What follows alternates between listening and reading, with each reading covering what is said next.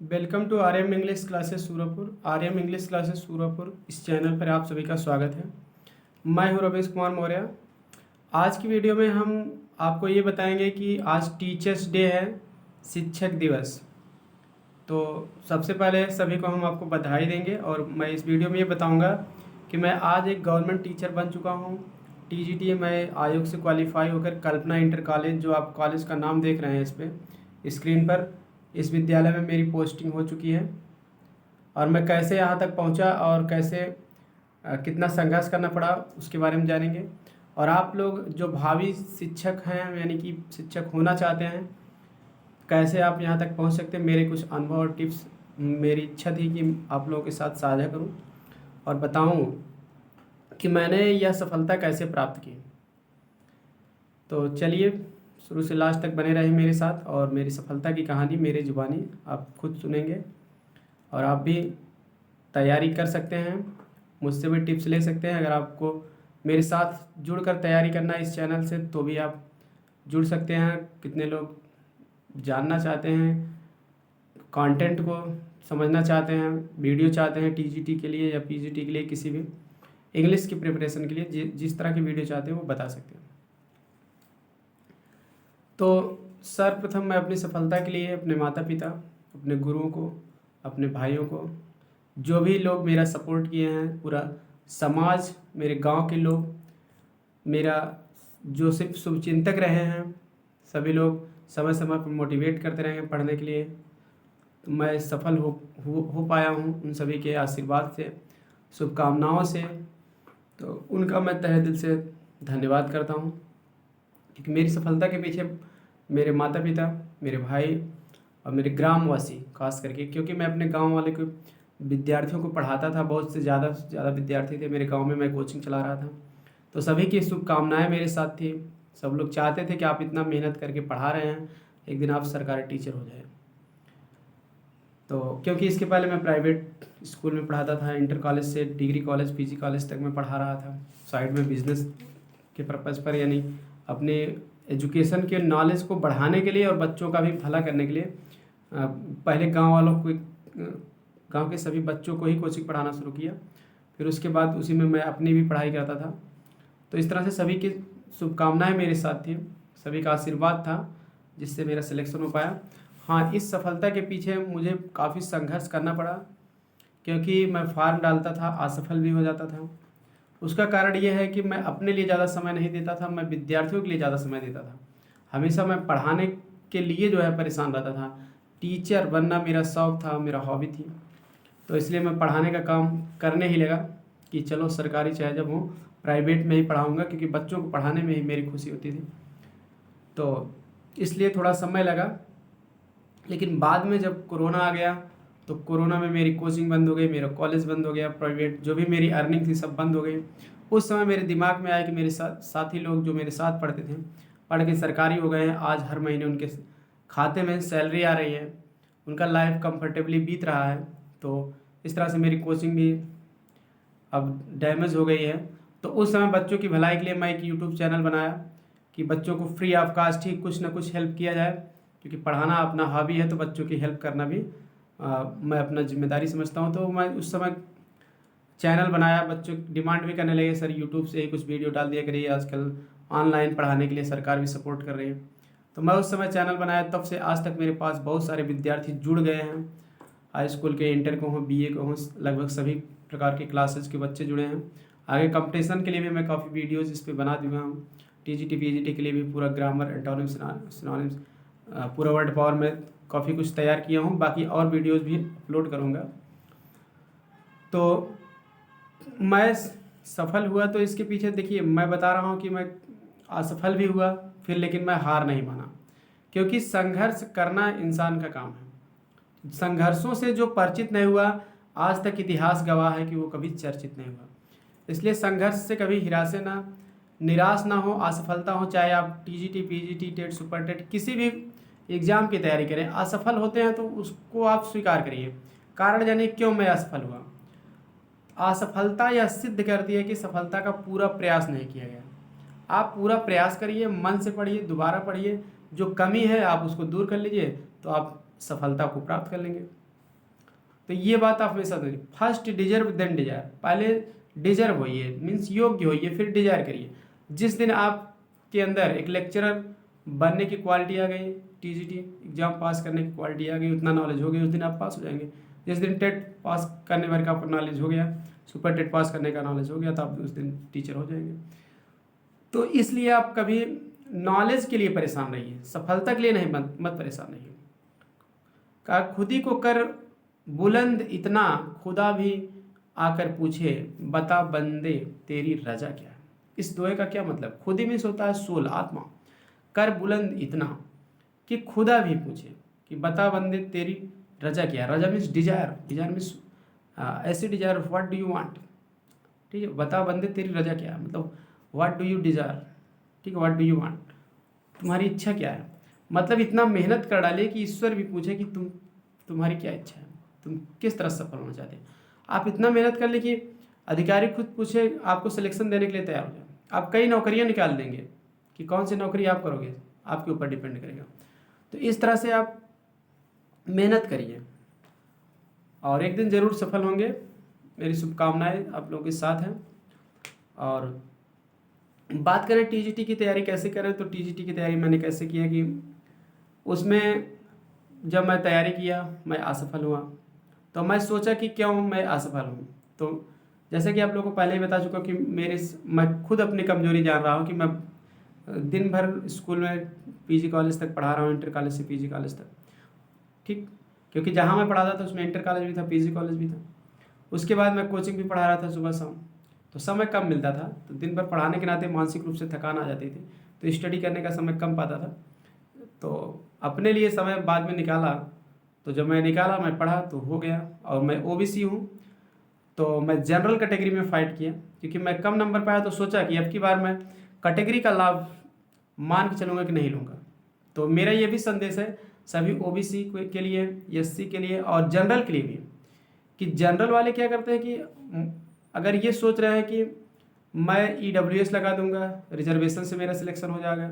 OBC वाले सोच ही रहे हैं कि मैं तो ओबीसी हूँ, जनरल के नीचे मेरिट जाएगी। एससी वाले सोच रहे हैं मेरा तो आरक्षण हो जाएगा तो सिलेक्शन हो जाएगा। ऐसा ना सोचिए, आप लोग क्या करिए कि हमेशा आपको जनरल ही समझ कर तैयारी करिए, क्योंकि आप जनरल है तो जनरल समझ कर फाइट करिए, ओबीसी है तो ओबीसी समझ के कि मत करिए। आप भी जनरल, एससी भी जनरल, क्यों? क्योंकि सभी लोग आप लोग जनरल समझ कर फाइट करेंगे कि हाँ जनरल के भी भगवान ने 2 हाथ 2 पैर 2 आँख दिया, अगर वो पढ़ सकते हैं तो मैं क्यों नहीं पढ़ सकता, क्यों मैं उनका टक्कर नहीं ले सकता हूँ। ऐसा पढ़ेंगे तो आपका जनरल में ही सिलेक्शन होगा। बाई दफ़े बहुत ज़्यादा मेरिट चली जाएगी तो आपका ईडब्ल्यूएस से काम चल ही जाएगा, ओबीसी के सर्टिफिकेट से चल जाएगा, एससी के सर्टिफिकेट से, एससी एसटी के चली जाएगा।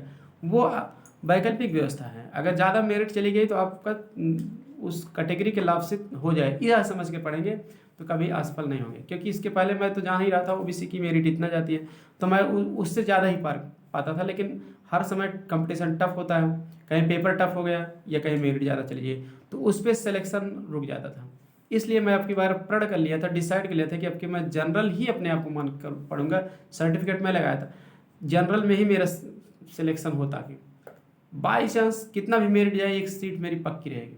तो जनरल में ही मेरा सिलेक्शन हो गया, क्योंकि मेरे मार्क्स जो है 125 में 100 क्वेश्चन सही थे, तो जिसमें 97 पहले जो संदिग्ध थे उसको काट कर मैं जोड़ा था।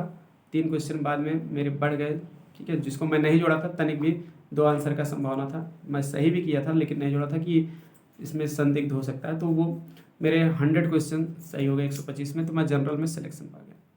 ओबीसी की मेरिट 92 गई थी, जनरल की 97, सभी को पता है। और 96 और 91 वाले वेटिंग में थे। अब देखिए इस तरह से आप तैयारी करेंगे जरूर सफल। हाँ, और एक बात और ध्यान दीजिए, टीजीटी के एग्जाम को या पीजीटी के एग्जाम को क्रैक करने के लिए आपको करना क्या है, ग्रामर, लिटरेचर और वर्ड पावर तीनों पे फोकस करना है। अक्सर क्या होता है किसी का ग्रामर मजबूत रहता है, ग्रामर तो जो टीजीटी पीजीटी तैयारी कर रहा है इंटर में सब लोग पढ़े हैं, क्योंकि यूपी बिहार से ज़्यादा ग्रामर कहीं नहीं पढ़ाया जाता।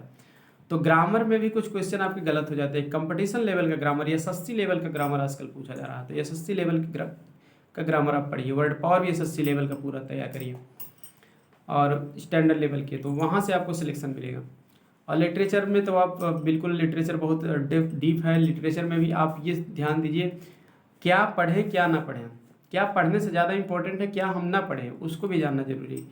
क्योंकि परीक्षा एक स्ट्रेटजी से क्रैक की जाती है, केवल पढ़ने से ही नहीं क्रैक की जाती है।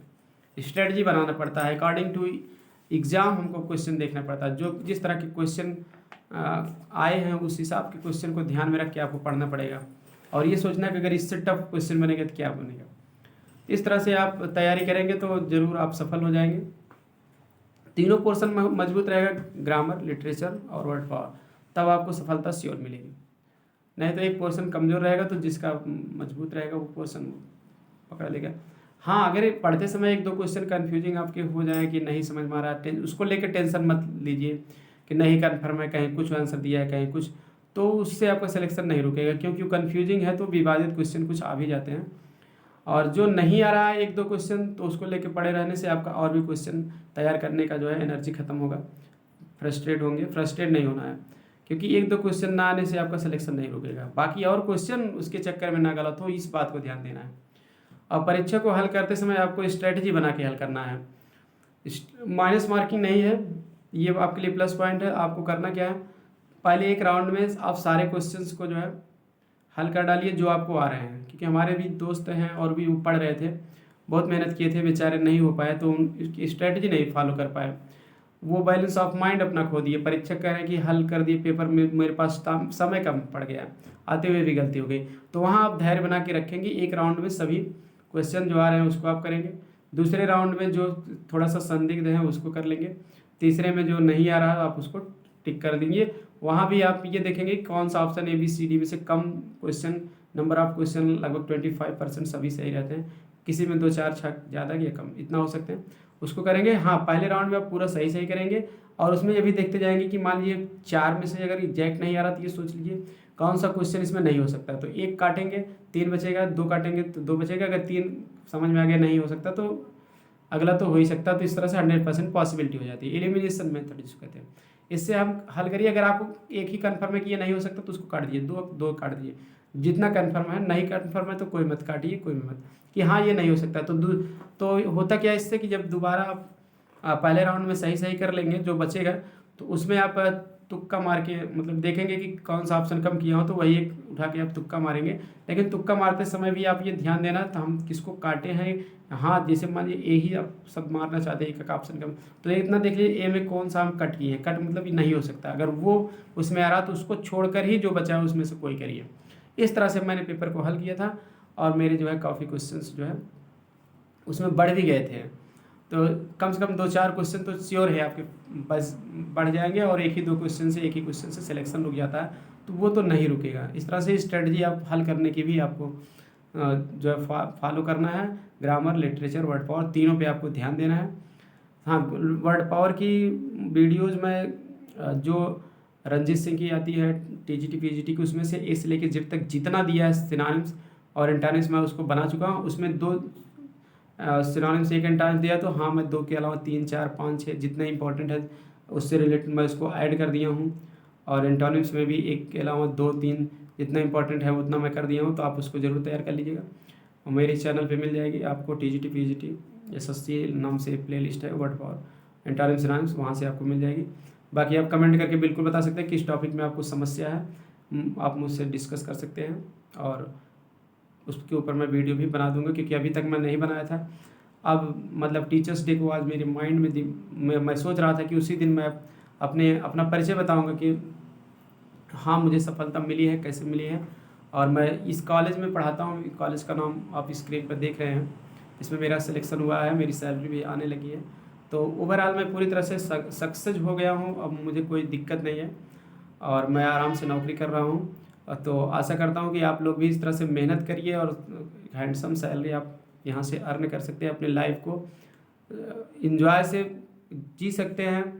क्योंकि बिना संघर्ष के कुछ होता नहीं है, कोशिश करने वालों की कभी हार नहीं होती, और बिना कुछ किए जय जयकार नहीं होती। आज के समय में ज़िंदगी में सब लोग जो है ज़िंदगी में और व्हाट्सएप पर भी, ठीक है, सब लोग स्टेटस ही देखना चाहते हैं कि आपका स्टेटस क्या है, पद क्या है। कितना भी आपके पास नॉलेज है, जब तक आप एग्ज़ाम नहीं क्रैक करेंगे, कंपटीशन नहीं फाइट करेंगे, आपकी कोई वैल्यू नहीं है। इस तरह से आपको जो है सक्सेस होना ज़रूरी है। आपके पास नॉलेज है तो आप ज़रूर सफल होंगे। तो चलिए फिर बातें इस तरह से होती रहेंगी। दोबारा फिर जो है आपसे हम लाइव होंगे।